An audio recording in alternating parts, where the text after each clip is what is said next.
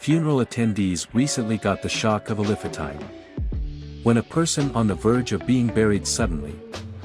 For Priest Sam, a funeral is a weekly routine, of course he would. Ratherdo a wedding ceremony, but a funeral is part of his duties, so today he also has a funeral. A young woman died in a traffic accident today, Isher service. And the church is packed as John is busy blessing the young woman in the open casket that he notices something striking. On her body, Priest John completely froze up. When he saw it, he knew he had not been allowed to open the casket of the parents' request. And now he understood why when he looked over. At his shoulder he could see the shocked faces of Mary's parents. Sam had the casket closed again and finished up the ceremony. But it was not going just to let the casket be buried. He went into the back to get his phone and called the police. He needed them to see right away, but Mary's parents had different ideas. What detail had Sam noticed in the casket? Why did her parent react? And what was the secret they kept hiding about their daughter's death? The death of little Mary was devastating news for the small town in rural Arkansas, and nobody expected something like this to happen. As Mary's parents told the press, her death had been caused because of a car accident, and most shocking of all was the fact that the driver didn't stop the vehicle for helping the girl. Unfortunately, there were no witnesses in front of a whole scene of the accident. Therefore, it was very difficult to find out who was that person that was responsible. There was overwhelming sympathy from the town for the poor family which was grieving. The funeral was scheduled to take place in 2 days. And Macy's family wanted to prepare nicely the ceremony, to say a word the goodbye, but that day maybe more details would be revealed about the car accident. What could happen on this day which brought up so many questions about that accident? Mary's parents and every other citizen in this small town were very religious. Therefore the funeral ceremony would take place in the local church, the town's pride. Everyone was very sad about this car accident and crying shame death of a little girl. The family decided that everybody deserved the chance to say a proper goodbye to the little girl. Of course, on the day of the funeral the church was full of people. Poor Mary was at the foot of the altar in a closed casket, as her parents had requested. The atmosphere was kind of mournful, because nobody expected a tragic accident like that happens to this small town. Priest Sam was the one who led the ceremony. He was an old man. The priest was asked to bless the young girl before everybody could walk by the casket. But he could not do this when the lid closed. So he decided to open the casket. After a while something very unexpected happened. The priest decided to open up the casket. And the parents had been shot. Actually, this was something that parents has already asked to not happen, but now it was too late for the parents to stop him. When the priest lays his eyes on the young girl in the casket, he notices a detail that makes him freeze. In the middle of his blessing, what did he see? Priest Sam tried to quickly regain his composure and finished the blessing. Before closing up the casket again, he actually didn't know how to react exactly to what he just saw inside the casket. When he turned around, Mary's parents were looking at them with pure fear in their eyes. Why do they hide from everyone? Sam knew for sure that he didn't want to make the situation seem weirder than already was. So he invited the quest to row by row and walked past the casket to say their goodbyes. But he was not going to stay for this. He didn't know how to react to this situation or what to tell the parents. The priest, before leaving the church, requested his 2 assistants to make sure this process ran smoothly, and to make sure that nobody else opened up the casket again under any circumstances, not even Mary's parents. Meanwhile, Sam went into the back room of the church to get his phone. He knew he needed to alert the police in order to investigate what happened there. They needed to come to check this out. Before Mary was buried in the ground. This was actually the weirdest thing that ever happened to him through all these years. While the priest was being connected to the right police department, Mary's parents were terrified and they walked into the back room and closed the door behind them. Obviously, they didn't want nobody else to witness this. They started bargaining with the priest not to call the police or tell anybody about what he had seen in the casket. The priest at that exact moment had been started too afraid for his life and his health. When the line finally connected to the police department, the priest had no doubts about what he had to do. He asked the police to come right away to the church because he wanted to show them something. The priest was standing in front of the parents. Send everyone home, he said before the police arrived. But the parents tried one last time to persuade the priest to call off the police. It almost looked like they were afraid for their own lives as well. They had a reputation to uphold in this town. All the neighbors have been so friendly to them since their daughter died. They didn't want to hurt all of their feelings. But nothing would be the same if their neighbors found out what they were hiding. Then suddenly Mary's parents locked the door. The priest's face turned pale. What were they going to do with him? Mary's parents looked at each other, almost like they were unsure of what to do next. The priest sat down on a chair. He felt like he couldn't breathe. He was having a panic attack. The parents couldn't help but feel sorry for the priest. After all, he was an old man and they weren't bad people. They offered him some water. But when he wasn't paying attention, they slipped something into his drink. After that, the priest fell asleep and would wake up in a shocking place. Mary's parents dragged the priest to the room with Mary's coffin. They put the priest in an empty coffin to hide him from his assistants. Mary's father ran towards the car and jumped in. As they drove off, the priest came running through the back door. He screamed something at them, but they didn't care. They had to get as far away as possible. But when they drove around the corner of the street, they were greeted by something horrible. They heard the sirens of the police cars from a distance. They were coming straight at them. Mary's parents could now see the police cars driving up the street toward them. They tried so hard to conceal their secret. But it was all for nothing. It was over for them. The police officers took Mary's coffin back inside the church and wanted to talk to each parent alone. They started the interrogation pretty rough.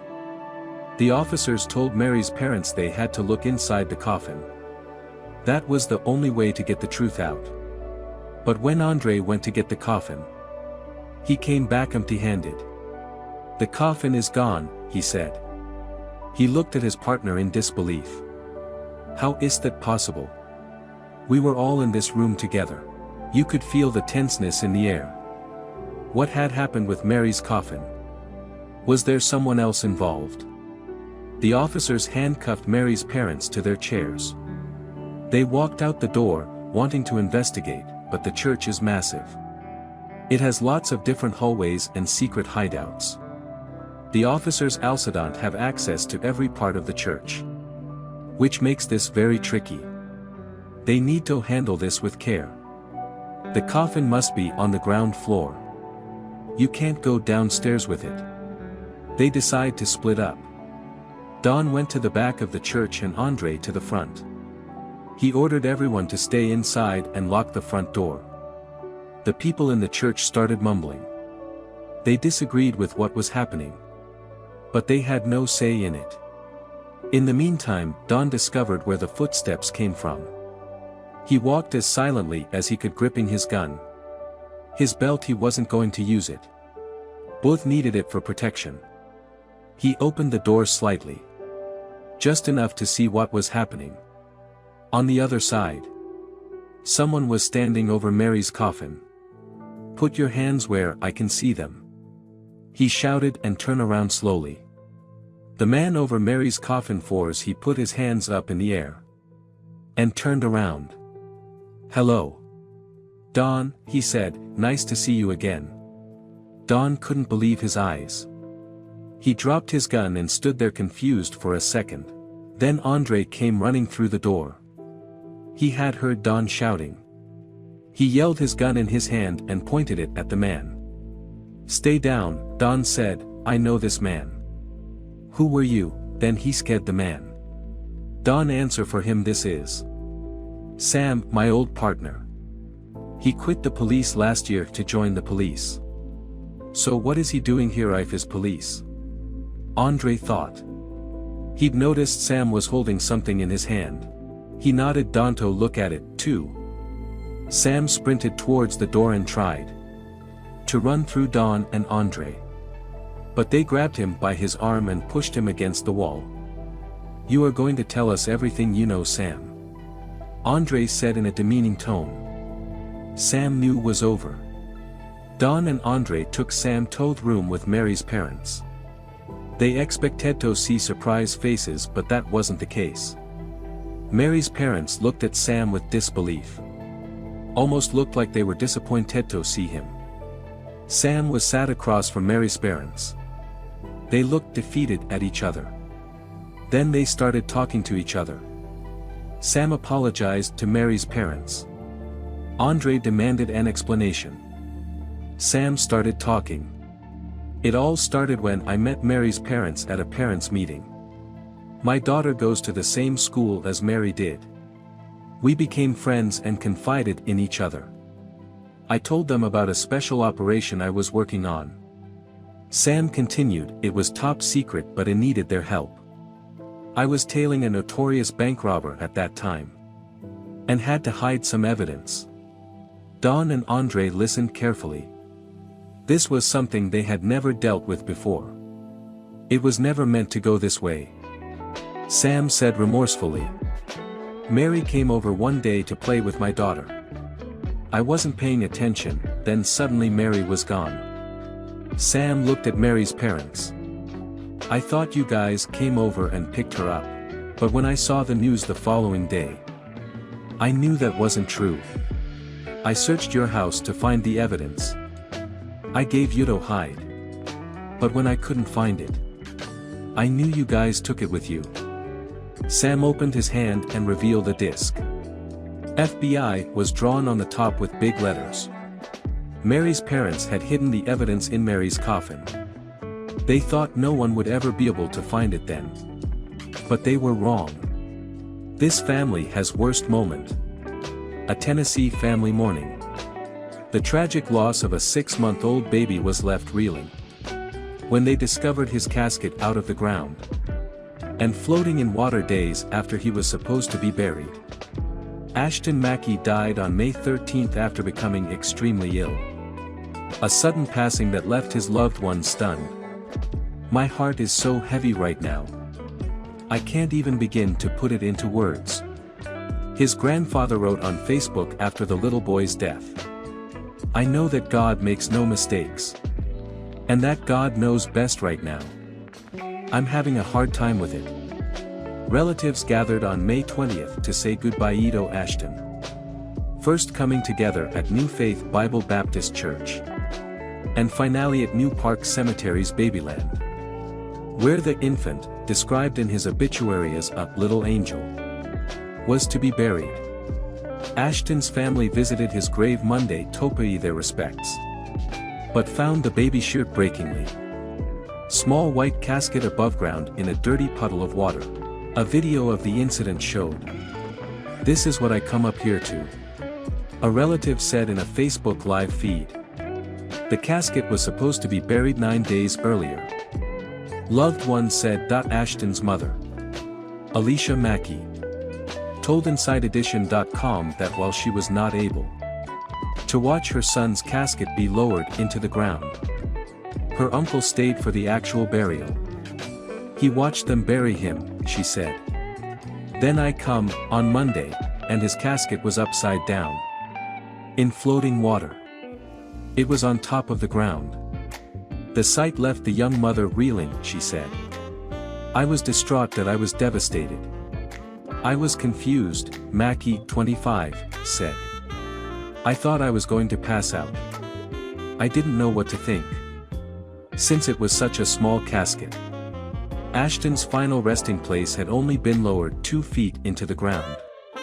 And inclement weather may have caused the disturbance. Mackie said officials with the cemetery told her. It still shouldn't have come up, she said. Explaining that her son is in a vault that is inside the casket. Which would have added weight. Those at the cemetery at the time of the discovery echoed Mackie's sentiments, she said.